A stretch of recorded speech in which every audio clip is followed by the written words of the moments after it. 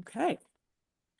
So let's go ahead and get on to our content. So we decided to host this two-part series because we know that while people might know that it's important to make their documents and websites and materials accessible, they may not know how. This is very true for me. I know it's really important, but I don't always know the steps I need to take, especially when I don't do it regularly. And I don't necessarily leave enough time to make sure my documents are accessible. So we're hopeful that by having this session, we're giving people a chance to hear the information for the first time, or maybe the second, third, fourth time, to really help us all be better at making our documents accessible. I've been a little nervous about hosting a webinar on accessibility because, like, what if the materials that I sent out weren't accessible despite attempts to make them accessible?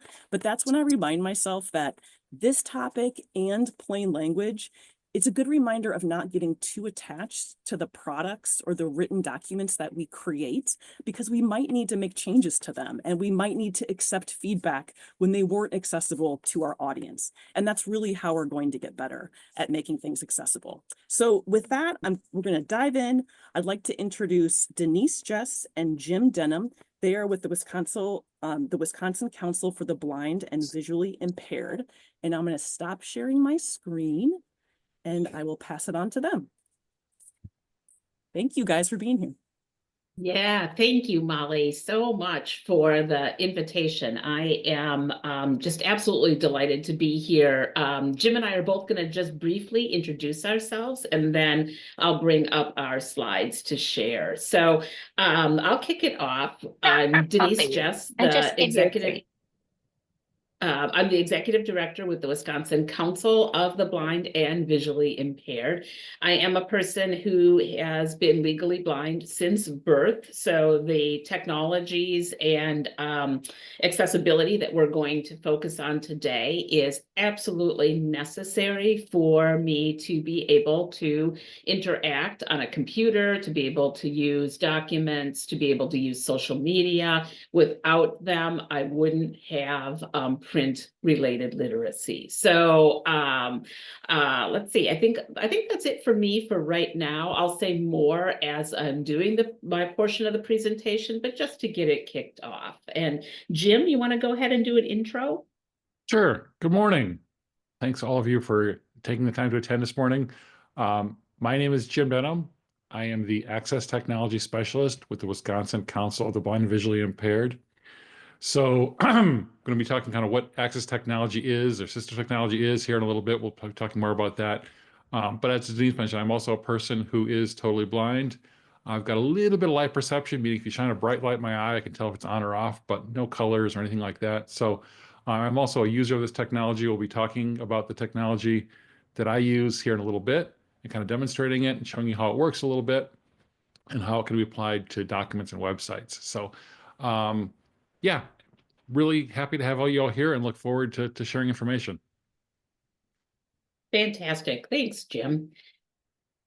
And I am going to ask Molly to give me feedback if my screen is sharing. Yes. And perfect. And then now, am I in the presentation itself? Yes, you are. Awesome. Thank you so much.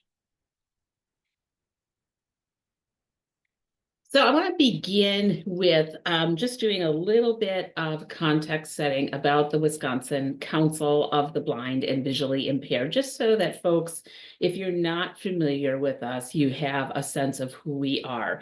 We are a statewide nonprofit organization, and I emphasize that because often with our name, folks think that we are a state agency. So we are a nonprofit founded in 1952 by people who were blind, who recognized that really leadership for issues faced by people who were blind should be led by blind people, so direct lived experience. And our original foundation was around doing advocacy in the state legislature.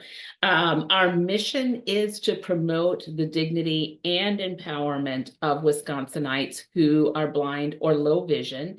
Advocacy is still a critical piece of that, and I lead on our advocacy efforts with the legislature, with state agency, and in several coalitions. And as I was listening to who was arriving this morning in the waiting room, I know that there are several folks here that I feel very privileged to work with through the Wisconsin Disability Vote Coalition, the Wisconsin Non-Driver Advisory Committee, and other places, Department of Health Services, etc. So in addition to the advocacy work that we do a great deal of education. Some of it looks like what you're experiencing today, helping the sighted world understand the needs and perspectives of those of us who are blind and low vision, and also doing work with people who are blind and low vision to understand vision loss and how to navigate it. And then the last thing that we do is we teach the skills of blindness. So vision rehabilitation services. So Jim, who you just met a minute ago, teaches people how to use access technology on computers and phones and braille displays, so that folks have print-related accessibility and literacy. We teach people how to use the white cane so that we can safely travel from place to place and orient ourselves and learn to use public transportation. And we teach people the daily living skills from the minute you get up in the morning till you go to bed at night. You think about all the things that you do that require vision. Those of us who don't use our vision at all or very much learn alternative ways to do things. So those skills of blindness are incredibly critical for living our lives successfully. And that's a big part of our mission. I want to context set again with what are we looking at when we're talking about Wisconsinites who have vision loss. We know that there are approximately 110,000 people from babies to grandparents living in the state who have significant vision loss. Not just correctable with glasses, but really, even with correction, still have a lot of difficulty in seeing or may not have any sight at all. We know that that's an underrepresentation, 110,000, because we're dependent on people self-reporting through things like the US Census Bureau's American Community Survey. And there's another one that's done by the Centers for Disease Control. So a lot of people don't report their significant vision loss. So 110,000 is a low estimate. We know that the rate of vision loss is increasing dramatically, particularly among middle age and older adults, and that the number of older adults who experience vision loss will increase by about 118% in the next 25 years. So there'll be many more folks who do not see or do not see well. And so we really have to have things be accessible in order for people to have equitable access. Access is also super tied to employment. Among those of us who are blind and low vision, the unemployment rate is still about 60%, that's 60%. And certainly inaccessibility is only one barrier to employment, but it is a significant barrier to employment. As we age, we're more likely to become disabled, whether that's vision loss or memory loss or hearing loss or mobility changes between the ages 65 and 74. About 23% of Wisconsin older adults have some kind of disability, and people 75 and older, nearly half, so 42% of the population have some sort of disability. And many people have dual disability. So someone might have vision loss and also hearing loss. They might be deafblind or have cognitive or intellectual disabilities and vision loss.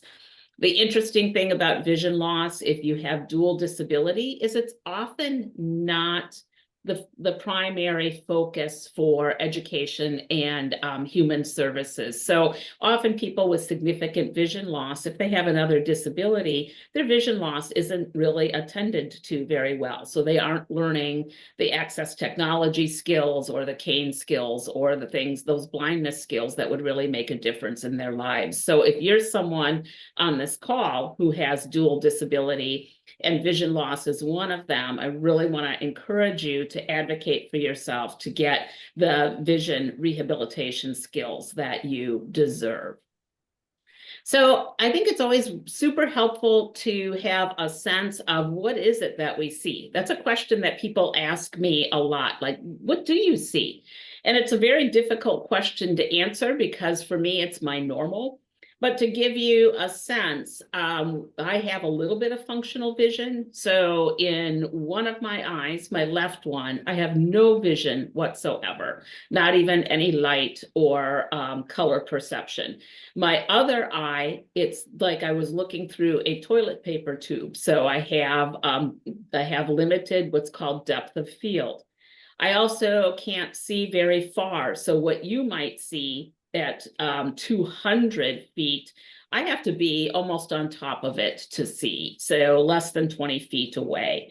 And then print, I can't read print that is any smaller font than about 20 to 24, and that's holding it close to my face or using a magnifier. So other folks and let me go back here. There we go. Common vision loss that you might see a lot of. So mine's kind of an atypical vision loss. But many folks have what we call macular degeneration, and you might have heard of that. So particularly among older adults, and folks with macular degeneration have a central vision loss. So you'll see three pictures on the screen, or there are three pictures on the screen. The one that's at the top of the triangle shows central vision loss. So your vision is either cloudy or even dark, right in the center of where you would typically look. So this makes seeing people's faces really challenging. And often people, can't identify someone, and people are like, well, did you forget my name? It's like, no, I didn't forget your name. I just can't see your face. But it also makes reading print really challenging, because imagine you have a page of print in front of you, you're reading along, and all of a sudden you get to a point where the print disappears and then it reappears again. Down in the bottom left corner of that triangle is what's called scattered scotoma, which means you have these blind spots all over your vision. Folks who are most commonly experience those scattered scotoma are folks who have diabetes and whose retinas are affected by the diabetes. And so imagine, again, looking at a computer screen or looking at a page of print, you'd see little tiny chunks of the print or little tiny chunks of the picture, and then you'd have a spot where you couldn't see it, and then another spot where you could see it, but even it's not super predictable. The last picture in the bottom right-hand part of that triangle shows what it looks like for someone who has more tunnel vision. So their central vision is still there, but they're losing vision around the sides. So you can imagine that if they were looking at a page of print or a computer screen, or they were on social media, they would really only see what is directly in front of them. They would miss things that were along the sides. Folks who have inherited retinal diseases like retinitis pigmentosa or Rod-Cohen dystrophy have this tunnel vision, and eventually that's a progressive eye condition. Eventually that tunnel might be so tiny that it's like a pinpoint. So just to give you a sense, when you're creating content or making your website accessible, that those of us with vision loss, we're not all seeing the same thing, so there's going to be some principles that might be more helpful to one person than another, but by practicing the good principles, you'll be able to reach out and connect with more folks along that continuum of vision loss. So why it matters. First of all, I mentioned this and I want to really hit it home that without accessibility, without something like a screen reader, which Jim is going to tell you more about, or magnification or good contrast, we would not have access to literacy. Yes, Braille is still taught and still really, really critical for literacy. But most folks who learn Braille and really use it for functionally learned it when they were small children. Learning Braille as an adult is much more challenging, especially as you age and you lose sensation in your fingertips. So to assume that all blind people should or are reading Braille is an inaccurate assumption. So if we don't have things accessible to us, we don't have access to literacy. We also don't have access to information. And so I think about this during the pandemic, and there was so much information that needed to be put out for people's safety and how to get vaccines, and a lot of that was not accessible at first. So we were dependent on others sharing information with us. We were dependent on having others sign us up for COVID vaccines. And that's just, that's fairly regular, that we're running into places with vital information that we can't have access to, and someone else has to give it to us. And we hope that they're giving us the right information or enough information. I will say, and I want to commend the state of Wisconsin because there has been a lot of effort over the last number of years put into making state agency websites more accessible. And we've been really happy to work with the Department of Administration on that. And so I want to do a big kudos and shout out to folks in state government who have put a lot of effort into increasing the accessibility of information on your websites. Healthcare, often folks with disabilities and people who are blind and visually impaired, we have lots of other healthcare issues and wellness issues. And part of that is that it's very difficult to access medical information. So a lot of those apps and things that are available to us for making appointments and or looking at our medical records, some of them are not particularly accessible, which then again limits our healthcare information.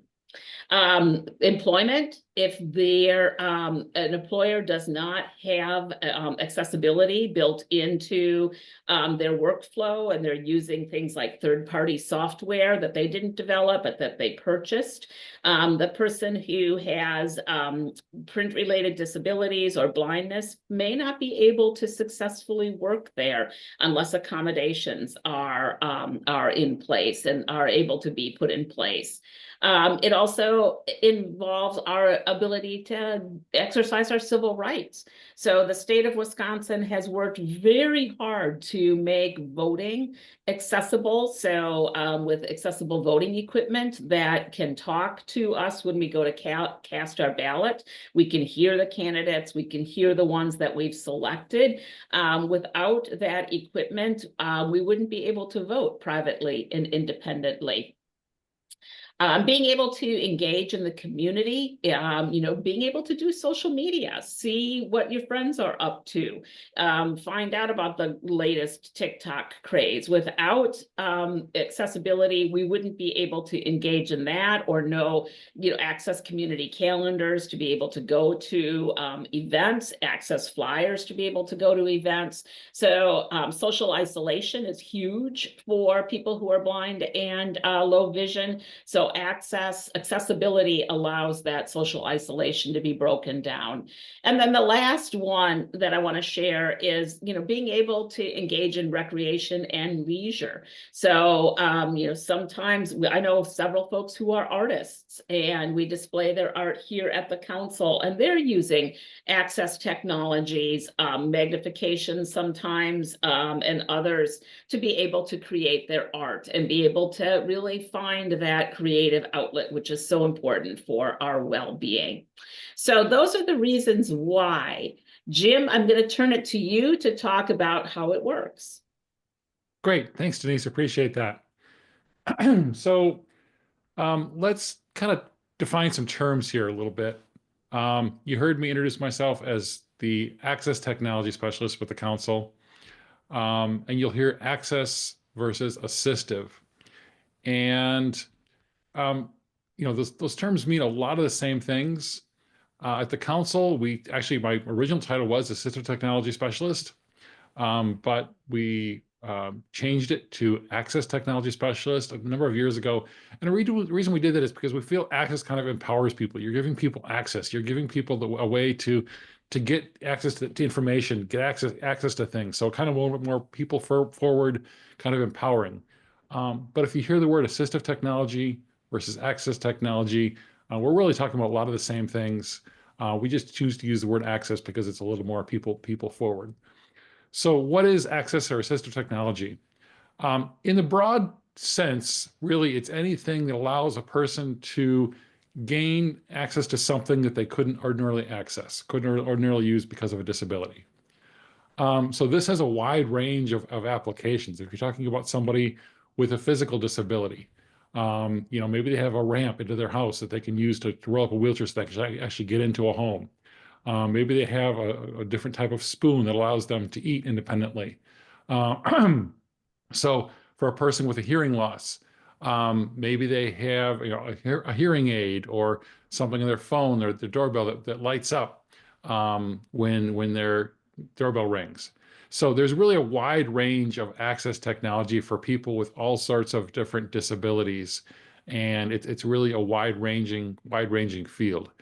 When we talk about people with vision loss, we're talking about kind of 2 or 3 different types of ways of gaining access to information. So as Denise mentioned, a lot of individuals with vision loss still do have some remaining vision. So they are, they're seeing part of the screen or they're looking at the screen. Denise showed you the slide with some of the different pictures. They're actually seeing, different things. So there are tools that are built into pretty much all major operating systems that can help people see things better. This is kind of a recent change in the last, I would say, 10 or 15 years. It used to be if you wanted a piece of access technology or assistive technology, you had to go out and buy that. You had to go out and buy that and put it on top of your computer or put it on top of your smartphone or put it on top of your tablet and start using that. And that's still the case in some situations, but the cool thing is a lot of these big software vendors, the Apples and Microsofts, have decided, hey, we're going to include some basic access technology with our products. So anyone can sit down on a computer and anyone can use that. So it's kind of a nice way. So I can sit on any computer now and I can get that computer to have magnification, or I can have that computer talk. So with screen magnification, we're talking about making the text bigger because that helps some individuals with certain eye conditions. Sometimes bigger is not always better. Sometimes it's a matter of changing the font or changing the colors or making that mouse pointer easier to see. Sometimes it's just about, rearranging things on the screen so that things aren't popping up or moving around.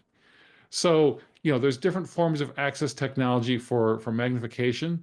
For individuals such as myself, who really you could make the text, 48 times big and I still couldn't see it, or you could change it any different color and I couldn't see it. We're using screen readers. And we'll do a demonstration of this here a little bit later on in the presentation, kind of showing you how a screen reader works. It's really using synthetic speech to read information on the screen and convey that information. So synthetic speech or something called refreshable braille, we'll talk a little bit more about that later. But you're conveying the information auditorily. So in Windows, if you want to really impress your friends, you want to make your computer talk. If you're running Windows, if you push Control Windows Enter, your computer will come up, it'll start talking. That's what's called Windows Narrator. It's built into Windows and it will make your computer start speaking. Windows also has a built-in magnifier, so you can make things bigger. You can change the contrast. You can change the background colors. You can change the foreground colors. You can do all these things to make it easier to see. And these are all built into the operating system. These tools are also available on the Mac as well. Mac has a built-in screen reader called VoiceOver, and it allows persons such as myself to hear what's going on. So I can walk up to any Macintosh computer now. I don't have to install software or buy something or do whatever. I can walk to any Macintosh computer and hit a key and the computer will come up and start talking, which is, really empowering, really empowering. The Mac also has, screen magnification software. We also talk about mobile devices, and a lot of this stuff is available on mobile devices. Android and iPhones all have screen magnification and screen reading software built into them and can be used. I can buy any iPhone now, just pick up the iPhone, start using the VoiceOver screen reading tool, and I can start using the iPhones. I don't have to buy a special iPhone. I don't have to go out and say, oh, I'm going to get my iPhone, but now I'm going to get a special package. I can pick up any iPhone and start using it. There are also commercial software applications, commercial assistive technology applications. So Narrator is good, but Narrator is not great. So for example, someone using a screen reader, Narrator provides some basic functionality, but there are companies that have really spent years and years perfecting how to have a really good screen magnifier or how to have a really, really good screen reader. And Microsoft, it's just, yeah, they do it. It's there, but it's not their primary focus. But there's a company called Freedom Scientific that produces a screen magnifier and a screen reader. They've really spent years kind of perfecting how to have what really people who need this technology, what they really need, and what format's best to provide this information in. So there are some commercial applications out there. You'll hear things like JAWS, NVDA, Zoom Text. Those are kind of those commercial packages that are out there that can be purchased that provide additional functionality. So that's kind of what assistive technology or access technology is. Like I say, we'll do a little bit more of a demonstration of it a little bit later on in the presentation. But now we're going to kind of talk about some specific ways to make specific pieces of information accessible and usable for individuals with vision loss. So to start off, I think, Denise, you're going to talk about tips for accessible documents. Yeah, thanks so much, Jim. So while there are these awesome tools available to us, making things accessible is a partnership. So the tools aren't magic wands. So if the document or the website or the social media isn't accessible, the tool may not do what we need it to do. So we need folks to really put effort into, and Molly, you said something that was so important, is creating the time to do it. Because it has to be done in advance to make things accessible. So just start building that into your planning to make sure that you've got enough time to build accessibility right alongside of your content. So when we think about documents, and this, I'm kind of focusing here on brochures and flyers and handouts, paper forms, kind of the stuff that comes in paper. If Jim and I were to show up at this presentation, if it were done in person and someone handed us a handout packet, that would be useless to us. We would have to rely heavily on what the presenters are saying, what participants around us might be saying, to kind of put together the pieces of information that we're missing because we don't have it in an accessible format. So you always want to make sure that you provide a digital version of documents. So if you've got forms to fill out, make sure there's fillable digital PDFs available. If you've got handouts that you want people to take a look at and interact with, make sure that those are available digitally so that people can use them. Microsoft Word often works great for accessibility, and you don't have to do a ton of other things to make it accessible. PDF is a little different. You'll need to run the accessibility checker on the program itself. It's built in now, and that will do a lot of good corrective measures on its own, but it does not fix every accessibility thing. So let's touch base on some of the things that you can do to make sure your documents are accessible. Use a minimum font size of 14 point. That's the ADA requirement, is 14 point. I will say that most folks who are low vision or have a little bit of functional vision, 14 point is still too small. More of a comfort side is 18 to 24. But 14 is really your minimum. And sometimes folks are like, but I've got so much information I want to share. So they bring down the font size. Better to have more pages and make it accessible. Use 1.5 line spacings between your sentences. That little bit of white space between text for someone who is having difficulty visually tracking or moving their eye along the line of print, that white space helps them focus and stay on the line that they're trying to read and not be jumping all over the text. Avoid putting text in columns. Columns are really challenging. Those of you who can see me might notice that I have a lot of rapid eye movement. So it's difficult for me when I'm actually doing something visually, which I don't do often, but I do if I'm reading and then I get to the end of a column, but then there's more text in the next column. It takes time for my eye to adjust. Oh my gosh, no, I don't need to read across. I need to read down. And that can be very exhausting for someone who has vision loss. Use tables only for data. I've seen people use tables as a formatting, like they've got a lot of bullet points. And so rather than putting them all into a long list, they put them in tables. And tables, again, are just like the columns. They're difficult to navigate, to bring your eye all the way across them. If you use tables when you are making your documents digital, you'll need to make sure that they read correctly. Sometimes they'll read all the way down a column, and that's not what you need to have happen. You need to read across. So you'll have to do the coding using your accessibility tools that are built into things like the PDF to be able to make sure those tables are reading correctly. You'll need to provide alt tags for images in those digital documents.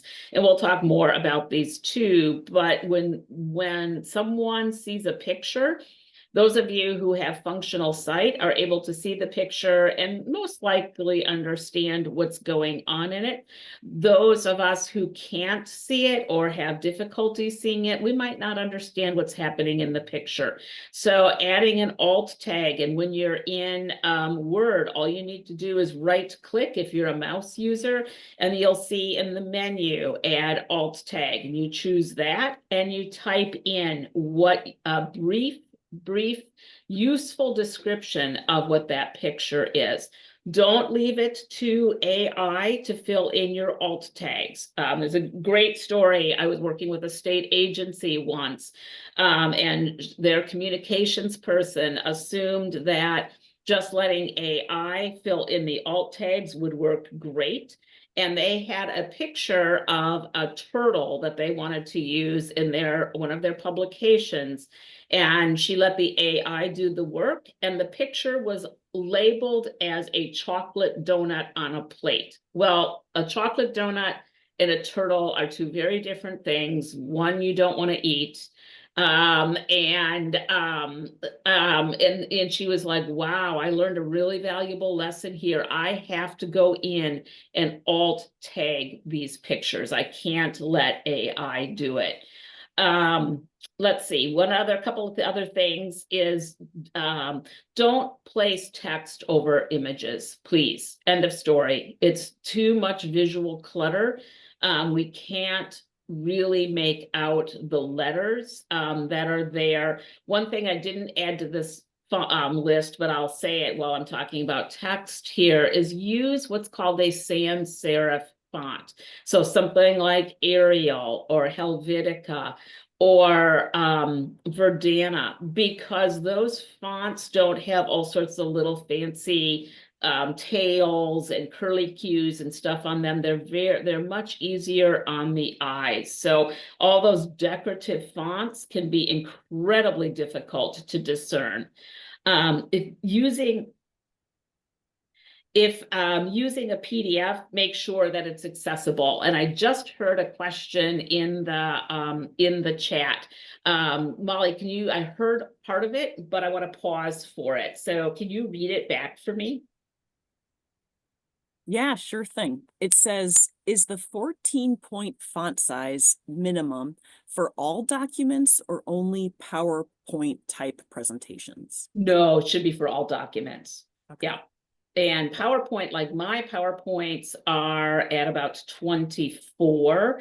My headers are at about 36. And my the content on this slide's a little smaller because I had more I wanted to get on here, and it's at 24. Otherwise, even my main body is about 28. So that it's really comfortable for the eyes for many folks in the audience, especially in a live audience where someone might be further away from the screen. But yeah, 14-point for just standard documents. Molly, while we paused, are there other things in the chat? This is a great time to address them if there's other questions living there. Nope, no other questions at this time. Perfect. Then Jim, I'm going to hand it back to you to start talking about the WCAG guidelines. Sure. Thank you. So I'm sorry to interrupt you, Jim. We do have one yeah. quick question. Sorry, Sure. someone just raised their hand. Is it okay if they come off mute to speak quickly? Absolutely. Okay. Go for it, Stephen. Thank you. Stephen from Nevada.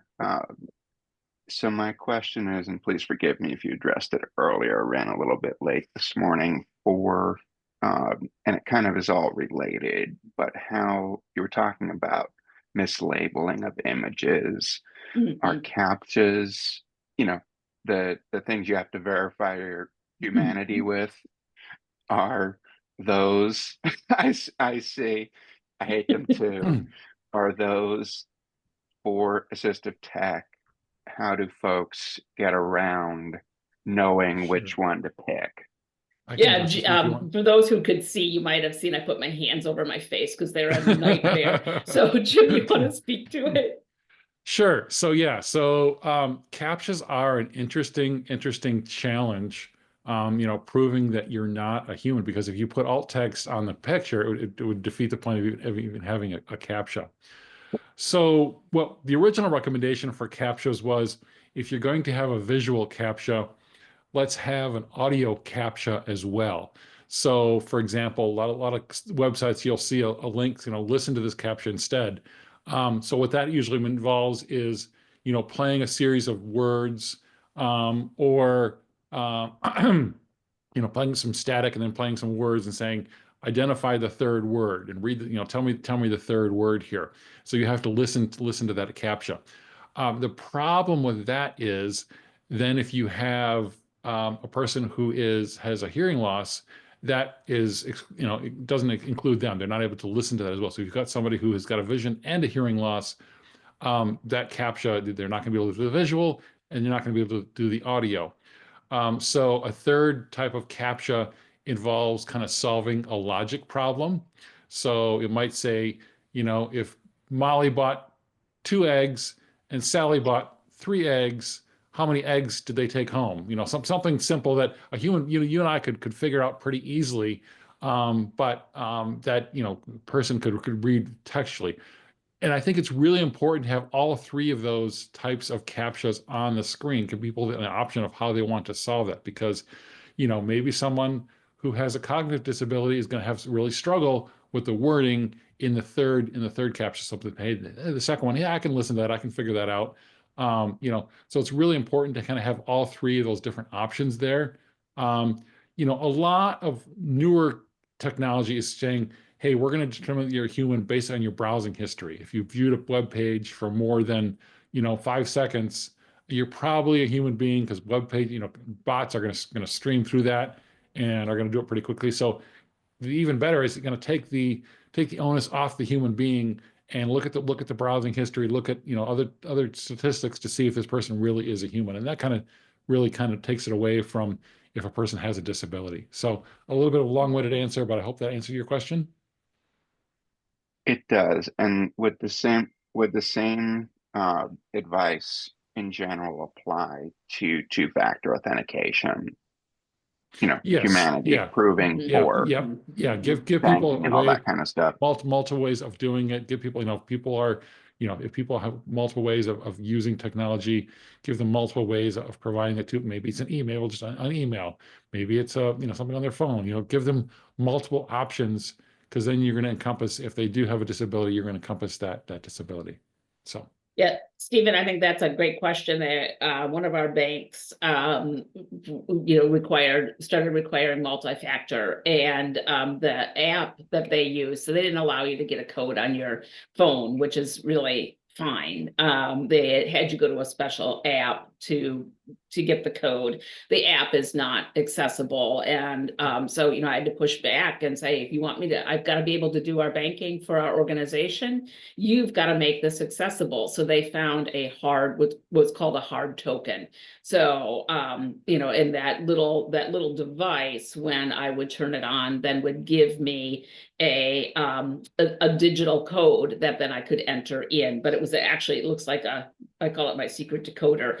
It looks like a little calculator that sits on my desk. Now the app's been updated and it's accessible. It has a screen reader output, but for the longest time, I had to use the hard token. And I heard Laura say CAPTCHAs aren't great for sighted folks either. So yes, Yes, thanks, yeah. Laura. Yep, absolutely. Okay, so let's talk about web accessibility. And there are some great guidelines that have been put in place. We're going to talk about something called WCAG, which is Web Content Accessibility Guidelines. And this is from the World Wide Web Consortium. And they're updated fairly frequently. I think they're up to version, I think it's 2.1, 2.2, something like that right now. And these are just guidelines that you can use if you're creating websites. They also applied in some ways to documents as well. Denise was talking about some different things for documents, and these some apply for documents as well, but they're really geared towards web content and web apps, other different things. So if you're developing a website or producing a web-based application, these are really kind of things you want to pay attention to and look at. So there's 4 kind of main principles that we're going to talk about when we talk about WCAG, and the acronym is POUR, P-O-U-R, and that stands for perceivable, operable, understandable, and robust. And so we'll talk about kind of each of those in a little bit, kind of which each of those means. So perceivable means the individual viewing the content can actually understand, can actually make sense of your content. And one example of this is something Denise was talking about earlier, was the alt text. So if I'm using my screen reading software and I come across a graphic that doesn't have alt text, I'm going to hear graphic 3457719 or some weird number that just randomly assigned to that graphic that somehow was pulled from the thing. Or I might hear graphic. That doesn't tell me anything. I have no idea what that's a picture of. And if that's particularly troublesome, if that's a graphical link. So if that's a link that's going to take me someplace else to another page, I have no idea what that link's going to take me to, where that link's going to go. So I'm probably not going to click on it, because it might take me to who knows where. So I'm not going to click on it. So by adding that alt text, you're making it perceivable. I can perceive the meaning of this information. So you're adding it doesn't have to be long. We typically just say, hey, convey the action of the picture. If you're talking about someone who's wearing a blue sweater and blue jeans, and they are, walking down a sidewalk. The fact that unless you're talking about clothing or you're specifically talking about, the fact that, hey, your blue jean sales or whatever, then the fact they're wearing blue jeans might be important. But otherwise, hey, the fact they're walking down the sidewalk or whatever they're doing, they're, pushing a child in a swing in a park. Um, the action is more what you want to be conveying in that alt text. So, a person pushing a child in a swing in a park. That's great. I know exactly what that means, what that picture is. I don't care that they're wearing blue jeans or they're wearing, a top hat or something like that, unless it's relevant to the context, unless you're talking about, people wearing top hats pushing kids in parks for some reason, then the fact that they're wearing a top hat might be important. But generally we're talking about the action in the image. So that's perceivable.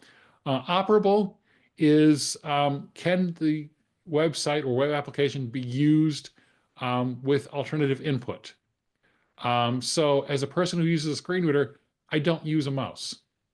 The mouse is a little rodent that sits in my drawer and hopefully doesn't come out very often. But no, I mean, I'm not using a mouse. I'm not using a right click. I'm not using mouse hovers, other different things. So I'm not using, and other people with other disabilities might use other forms of input. They might be using speech input, other different forms of input. So basically, can your website or web app be operated with alternative input? We'll talk about ways for testing this in a little bit. We've got a slide later on talking about how to test for some of these different things. But when you hear of operable, can your device be operated with, if you don't use a mouse, can your web application or website be operated or navigated using alternative input? Understandable. And this goes to some of what we're going to be talking about in the next week, on the presentation next week is, is your website consistent? Is each page consistent? Is it laid out the same? Are you using basic simple language?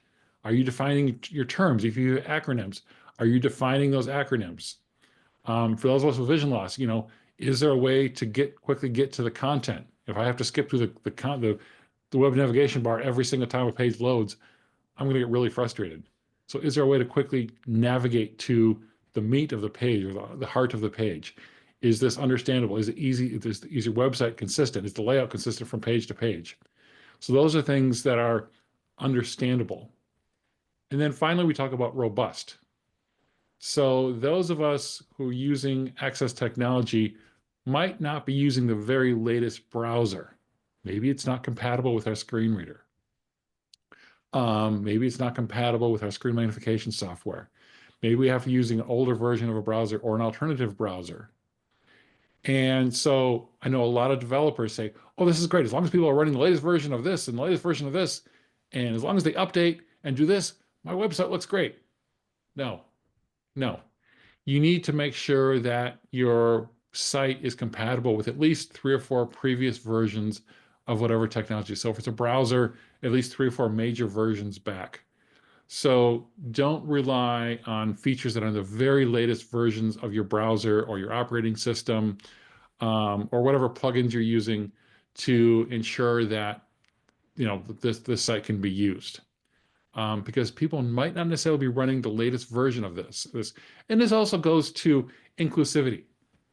Maybe someone cannot afford a computer with the latest version of whatever you're using to display your site. Maybe they've got the only thing they can afford is it's a computer that's a couple years old, and that computer is running Windows 10 or running some other technology that's a little bit older, but you still want to have them have access to the content.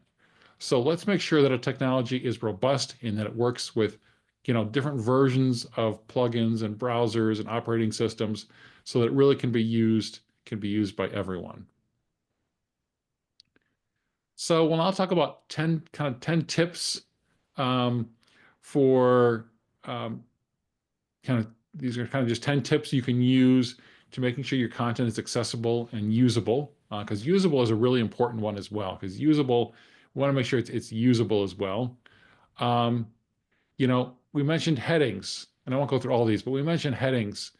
And having headings is really important. Being able to move through your page and to skip through the content.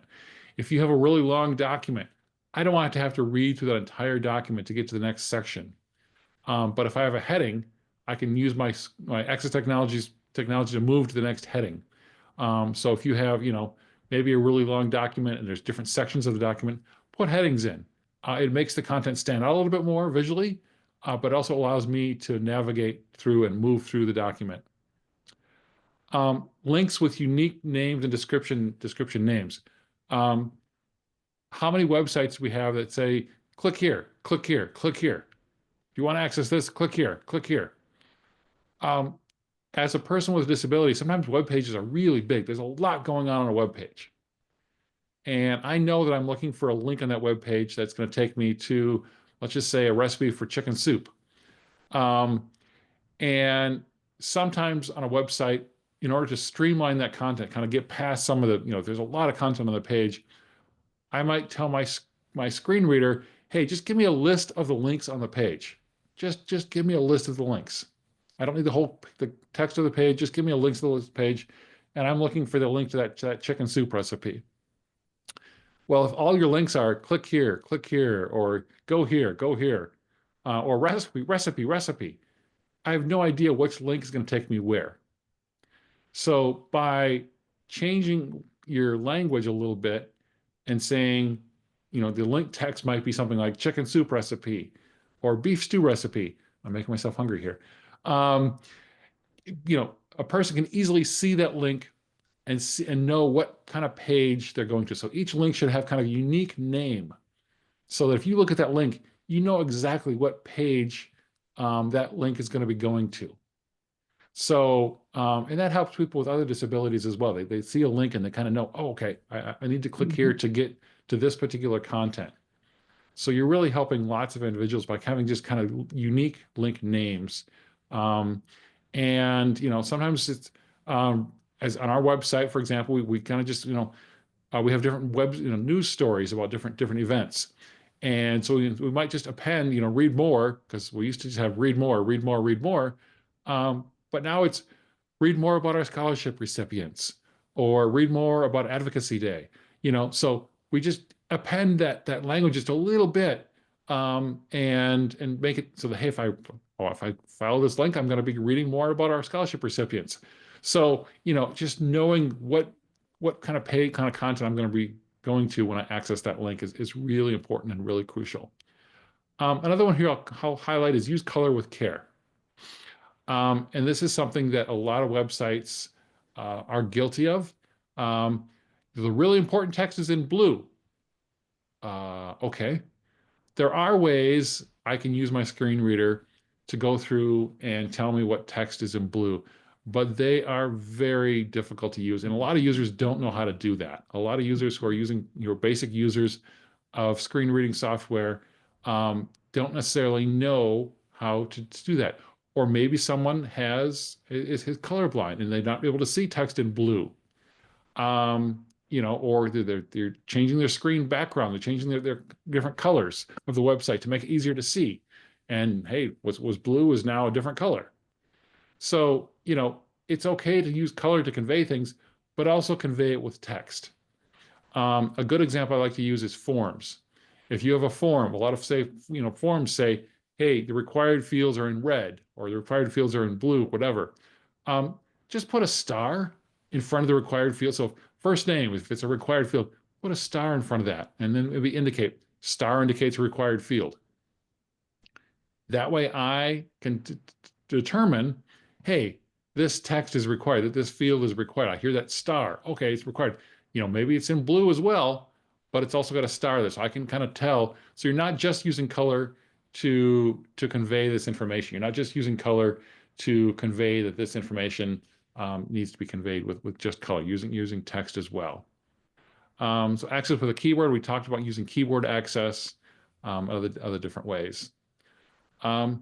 So let's pause here and see if we have any questions. Then we'll come back and we'll do kind of a demo of this software and kind of show you kind of how this technology works and how it works on websites.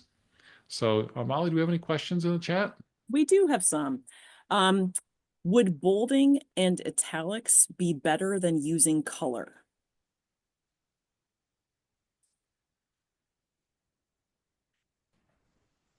No. For a screen reader user, bolding, we don't know that it's bolded. So there's nothing that in our screen readers will say this is bolded text. So for low vision users, we'll say don't not use it. There's a double negative for you, because low vision users, it's really incredibly useful because the eye gets drawn to it.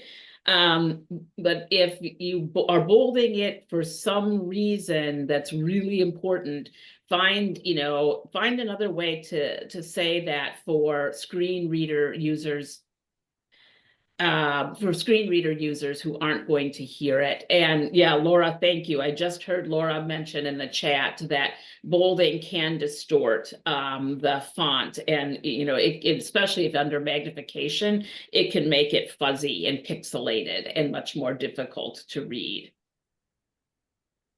Awesome. Okay, there's two more. And you may have already answered this, but I'll read the question anyways.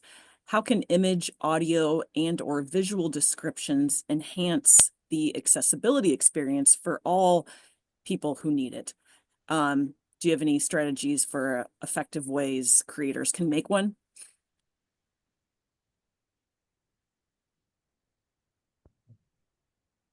So I'm not quite sure what the meaning behind that question is.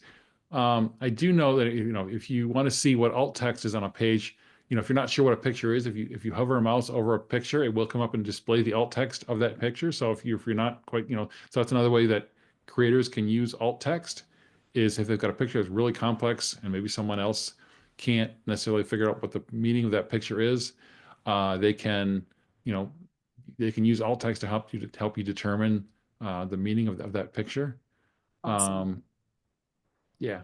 So. Okay. The other question is, and this might be for more the user. What if you can't manage to update a third-party document or software? And the question asker offered an example.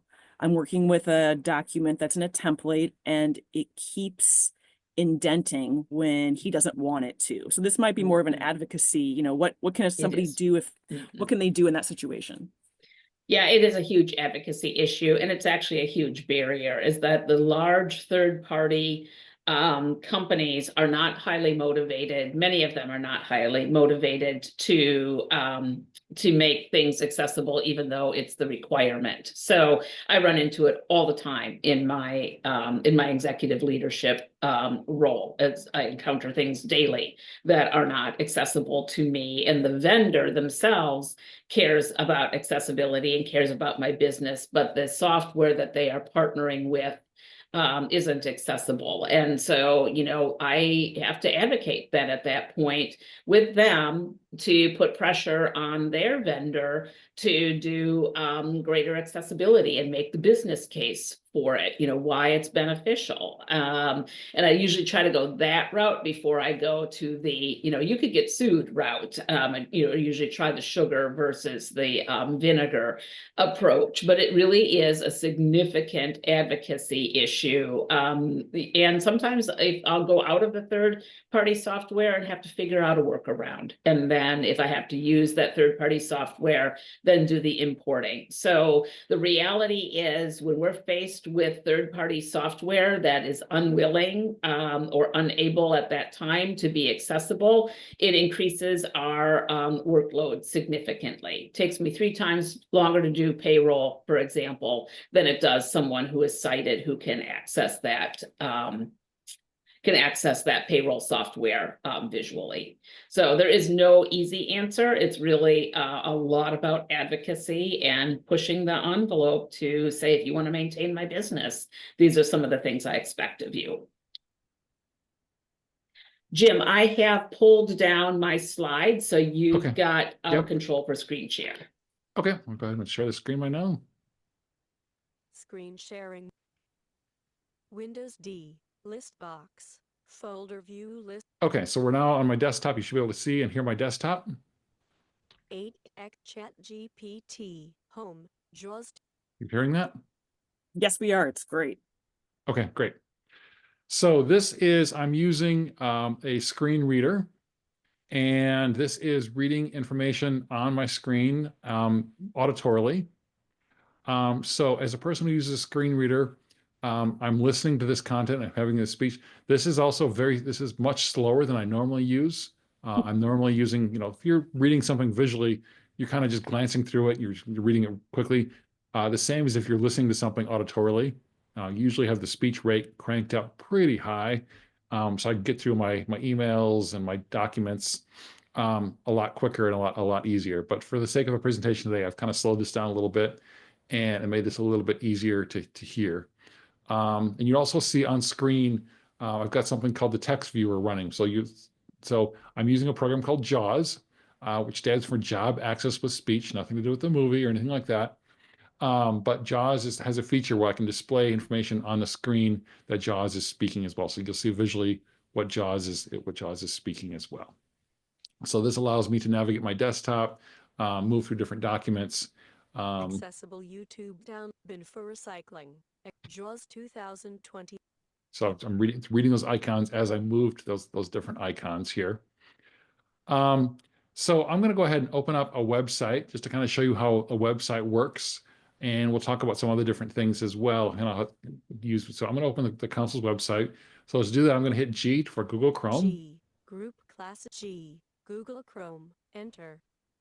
Address and Type in the council's website. CBLIND G. Enter. So it's also echoing the characters as I type them. Home dash was Alt X. Leaving menus. Home dash Wisconsin Council of the Blind and Visually Impaired dash Google Chrome dash Jim left. So it's reading information out loud as I move through the page.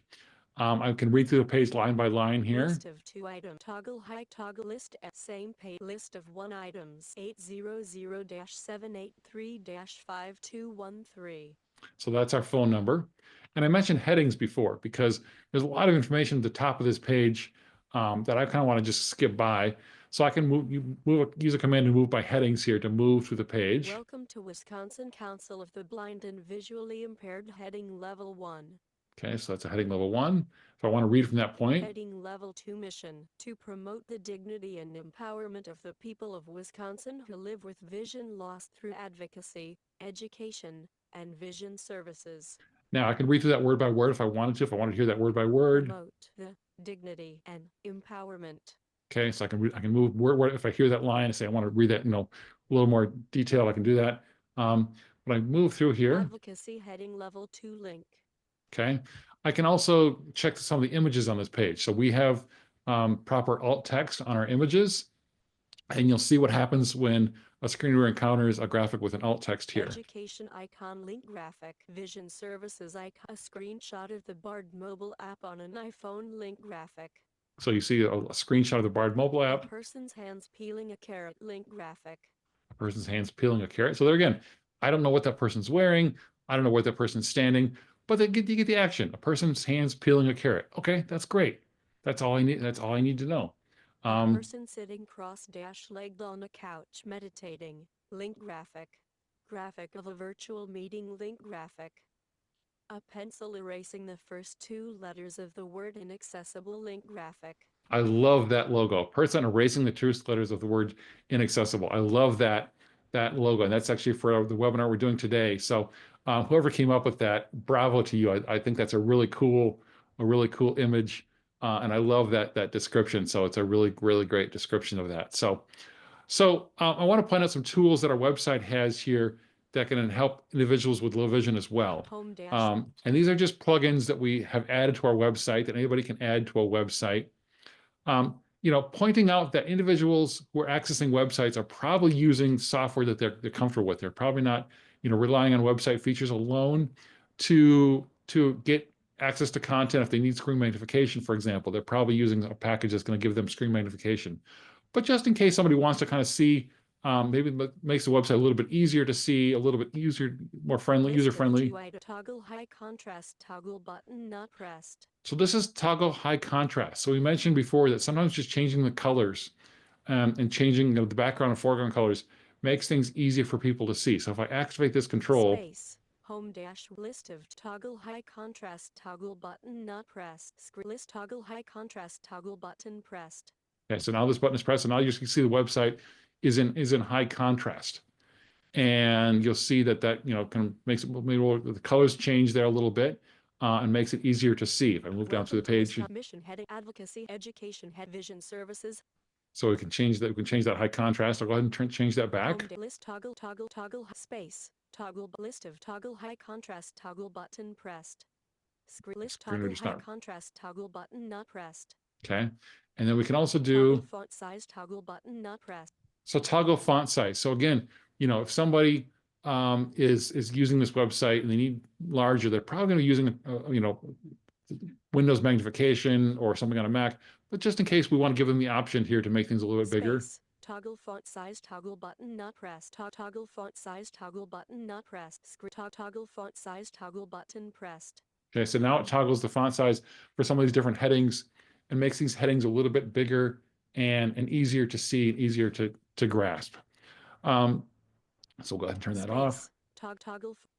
And so this is, I can use this to navigate lots of different websites. I can use this to navigate spreadsheets or Word documents, PowerPoint presentations. It's truly empowering technology. It allows me to kind of hear what's the information that's on screen. So in addition to using this auditorily, I'm also using something called refreshable Braille. Denise talked about Braille earlier, and refreshable Braille is just a series of pins that raise and lower to form Braille characters. I've got a refreshable Braille display here that I can hold up and show, and this allows me to read in Braille information that the screen reader is speaking as well. So if I have a 12-digit number, rather than trying to have the screen reader read that 12-digit number to me, I can look at it in Braille. Or if I have someone's name and I'm not sure, I hear the word Sarah. Was that a Sarah with an H or a Sarah without an H? Or Aaron, A-A-R-O-N or E-R-I-N. The screen reader is going to pronounce that exactly the same. But if I have a refreshable Braille display, I can use that Braille display and I can look at the Braille display and I can see that name in Braille. So if I do have the ability to use Braille, which not everyone who's blind or visually impaired does, I can use this device to kind of enhance my screen reading experience to get additional information. Now, these refreshable Braille devices are not cheap. So a lot of individuals who are blind or visually impaired are just using screen readers or screen magnification software because being able to access one of these devices sometimes can be cost prohibitive. But that is another way that some people will be accessing content. So let's pause there to see if there's any questions. I'm going to go back. I'm going to stop my screen share and we'll go on to the next slide. We do have one, Jim. Is it the screen reader automatically telling you that what the graphics are?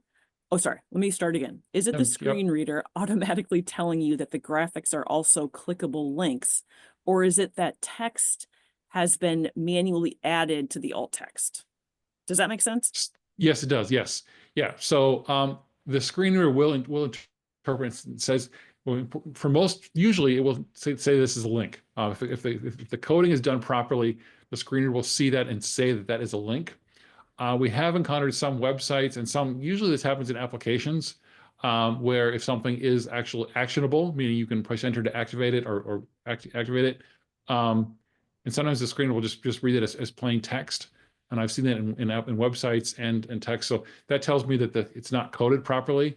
But if it's coded properly, yeah, generally the screener will see that and say, hey, this is a link, link graphic, scholarship information or whatever it is. So generally, if it's coded properly, that will be conveyed. And this is a really good kind of for our next slide is how to test for some of this different stuff. So that's actually a really good question. I would like just hold on to that in a little bit here for a little bit. Yeah, I want to pick up on Courtney's question and Jim, your comment, because the coding properly is the key. So when you are either doing your own web development or you're contracting with someone to do your web development, it is very difficult to retrofit your website for accessibility. So you want to make sure that you are either well-versed in coding for accessibility or that you are contracting with someone with a proven record for coding for accessibility. So, you could look visually at a website that looks identical to the council's with drop-down menus and all of that. And you could say, well, it looks a lot like their website, it must be accessible. But if it wasn't coded properly, it isn't necessarily accessible. So that coding is really critical. So make sure that you are working with a vendor who truly understands accessible builds. And Jim, I've pulled the slides back up, and so I'm on the check for accessibility page. Okay, we'll just check with Molly. Just make any additional questions? That's it for now. Could I throw out a question? Absolutely, go for it. So, I was trying to type it up and I don't quite know how to word it. I think your coding comment, maybe touches on it. We have something similar to the toggle tabs, that Jim showed us, but it's an accessibility widget that we've paid to like put on the website. So, and maybe, yeah, maybe you've already covered this, but I don't think we do anything special to our content. So is that accessibility widget able to be effective without the special coding? Does that So make sense? I think you're probably talking about accessibility overlays. So there are Maybe. companies these days that will say, hey, just put this code in your website and it'll make everything accessible, and you'll be compliant, and you're good to go. It's just kind of a turnkey solution. And while those plugins and overlays can have some features which can help individuals, they don't ensure that all your content is immediately accessible. Okay. There's no real turnkey solution for accessibility, as much as people would like you to say, hey, just do this and your website will be totally compliant, and you'll be, they say, oh, you're going to be sued if you don't do this. And they do some really pretty harassive marketing techniques sometimes. You know, some of it, for example, if you put this content here, and you put a picture on, that plugin isn't necessarily going to provide an alt text for that. There are features that when you're creating your website, a lot of website authoring tools these days do have kind of accessibility checkers, and those can be really helpful. You can go through and say, hey, you might want to use some more headings here, or some of your graphics might, be better off. So these overlays, as much as they'd like to sell it, they're not one size fits all.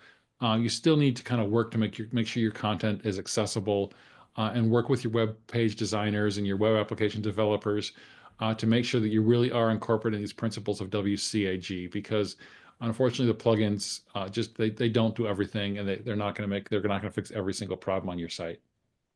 And Laura made a really good point in the comments too, or in the chat, that sometimes those overlays and those plugins will actually break your code and then make it less accessible. Yep. Okay. Thank you. So you're very welcome. And this leads us kind of to the next slide here is check if your website is accessible. So the fact that there's a lot of these tools that are built into your operating systems, you can kind of go in and check, even if you're not an expert user of these tools, you can kind of go and see how your website behaves with some of these different tools. So you have access to these tools. You don't necessarily have to go out and buy the commercial screen magnifier or screen reader to see how your website behaves. You can try this with Windows 10. So for example, if you're using Windows, Control Windows Enter, I mentioned, brings up Windows Narrator, and it brings up the web page. If you can, move, tab through your website, and you encounter a graphic, does it read the alt text for it? Can I use my website with just a keyboard? Can I tab through or use some different commands and move to that website with just a keyboard, or does it require a mouse? These are things that you can test. You can try out on your own. We talk about mobile devices. So if you have an iPhone, there's VoiceOver. VoiceOver is on every single iPhone. You can bring it up, your phone starts talking. I will caution you with VoiceOver, there's some different gestures. Once you bring it up, there's some different gestures. So you may find, wow, it's really making my phone difficult to use, and some other different things. But iPhones, Android phones have TalkBack built into them. TalkBack is a screen reader, just like VoiceOver. Magnification, all these devices have screen magnification features built into them. So if you want to enable those devices, enable some magnification or change the contrast, say, hey, how does my website look? Or how does my document look when I change these magnifications? How these different things work? That's a really kind of good way for you to kind of test it out and try it out and see these, work with these different tools to see what happens when you bring up your content. So, I would encourage you to try out these different tools and get your computer talking or turn on your magnification on your Mac and try some of these different tools with your content to see how, this is how your end users may be perceiving your content. And the other thing I would say is, if your end users have questions about something, they're going to be contacting you. If they're saying something that they're not going to access, a lot of people will contact you and say, hey, I really want to use this portion of your website, but I can't access with Access technology. I'm using a screen magnifier. I'm using a screen reader, and I'm not able to access this content. And that's something you can go in and say, oh yeah, the person's using a screen reader. This doesn't work. I can test this out with Windows Narrator. I can test this out with VoiceOver, and see how this does work. Work with your developers to make sure that that's working, and that you can create that content. So So I'll we give it want back to. to. Oh, go ahead. Great, thanks, Jim. Yeah, thank you. So I'll finish it up with kind of our invitation to you. And I loved the questions throughout, and we'll make sure that we can address other ones as well in our last few minutes. But our invitation is to take the opportunity to review your frequently used documents, whether they're digital or print, and check them out for accessibility and make a prioritized list of which ones you're going to move to accessibility. In our organization, we build for accessibility right from the get-go. So we have things in large print and Braille and digitized for accessibility, but we're adding other languages, so Spanish and Hmong to our materials. And that's exactly what we're doing. We have a timetable of what are the most frequently used applications, and those go into Spanish first. And then, what's the timeline? What's the timetable? So create one of those so that you've got a work plan for moving, and you can budget accordingly as well. Check your website for accessibility, using the tools that Jim just talked with you about. Could you navigate your website with your eyes closed? Could you navigate it without a mouse? Look for where those trouble spots are. Make a plan to update as needed. Like whenever we build a new page on our website, we go back and check and see if there's any other updates that would be beneficial to move the website to fully accessible. But all new pages are always built using accessibility. Set a target date for making social media accessible. Inaccessible social media is exhausting. And so, are your images tagged? Are links, described or named in your socials? And setting a target date and a target platform also really helps with that pivot. So I will say that Facebook, you can in Hootsuite build accessible posts so that you can schedule those posts and they'll launch accessibly. Instagram doesn't give you that same kind of luxury. You can't schedule except for accessibility in Hootsuite. You have to go in when you post the post and make things accessible. But pick your platform, pick your date, and start moving that to accessibility. So we want to take the last couple minutes that we have with you to see if there are other questions. Feel free to unmute. If you're a person who's asked a lot of questions already, thank you so much. My invitation is for you to just hold back a moment and give space to other folks who maybe haven't asked a question yet. So are there questions living out there? Feel free to put them in the chat if you are more comfortable with that rather than unmuting. And I'm going to take down my screen at this point.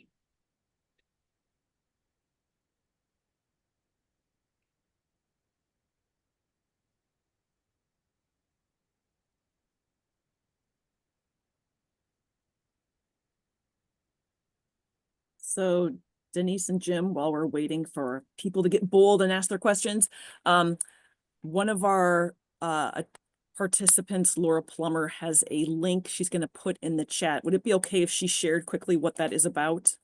Absolutely. Go for resource? it, Laura. Okay. Yep, go for Sure. it. Hi there. Thank you, Molly, and thanks, Jim and Denise. This was a great training. I loved your approach to doing the accessible, the needs and the important work that it is for all of us to make our documents accessible. So I'm the program director for WISTAC, Wisconsin's Assistive Technology Act program. Jim is actually the chair of our Assistive Technology Council.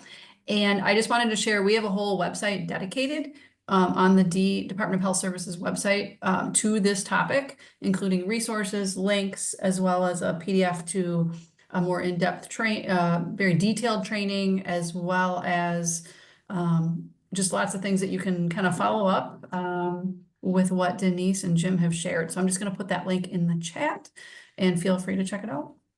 Thanks, Molly. Marvelous, Laura. Thank you so much. Yeah, I think DHS has been one of the great leaders in this area. And if I can share a story, you know, very briefly, during the COVID crisis, DHS published their vaccine finder, and it wasn't accessible. And so we reached out to DHS and said, this isn't accessible, and also went to the media. And that became a really important pivot, I think, point for the department to take accessibility really seriously. And I'm just so grateful for that work, because what's on the Department of Health Services website is critical and often life-saving information. And Denise, this is Laura. I'll just chime in. About a week before the launch of that vaccine finder, they finally had a focus group of individuals to test the accessibility. This vaccine finder was a third-party application built into our DHS website by a very, very well-known vendor that I'm not going to disclose here, but a vendor that would worldwide known and should know better. And literally less than a week before launch, and it took about less than 30 seconds to realize how inaccessible it was. The focus group shared that. It still launched regardless of that. So your advocacy to get that addressed was huge, because even the focus group, they didn't really listen to our voices on that. You needed to know how to get to a vaccine. Like it was so critical. So your work to get that mitigated. But that went also to the question earlier about, that was a procurement issue. It was a contracting issue. It went so far beyond just the IT department. It really impacted many, many different areas of DHS. Yeah. Yeah, Laura, thanks for that piece of the backstory. I did not know that, so I really appreciate it. And that speaks to anybody who's on this call. The building is one thing, the advocacy is also super critical. So please raise up your voice, with companies and around the need for access. Because often when folks build for access for people with disabilities, it's the literal quote curb cut effect. It leads to potential better design for everybody. So I'm aware we have like about 2 minutes left. So let me do a last call for questions.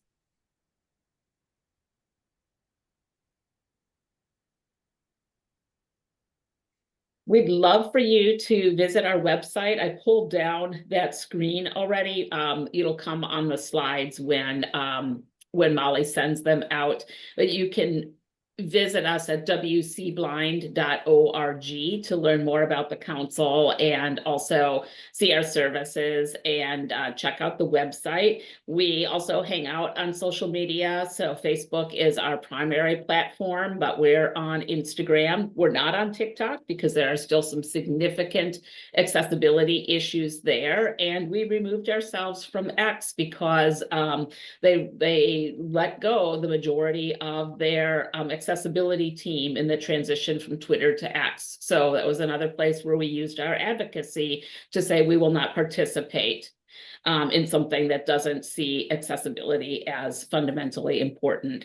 A lot of videos that are accessible with image descriptions and audio descriptions and captions on our YouTube channel as well. So Jim, anything you want to add in closing? No, I just, feel free to check out our website. Our contact information is there as well. So if you'd like to get in touch with us, if you have email questions, you think of a question or something, please feel free to get in touch. And thank you, Molly, and your team for hosting this. This was a terrific event, and really appreciate everyone attending. But thank you for hosting this. This was a great session. Awesome. Well, thank you so Yeah, much for being Molly, here and thank presenting. you so much. Absolutely. Thank you, everyone. We'll hope to see folks next week for the plain language version. Yeah. All right. Take care. Bye, everyone. Take care. Bye-bye.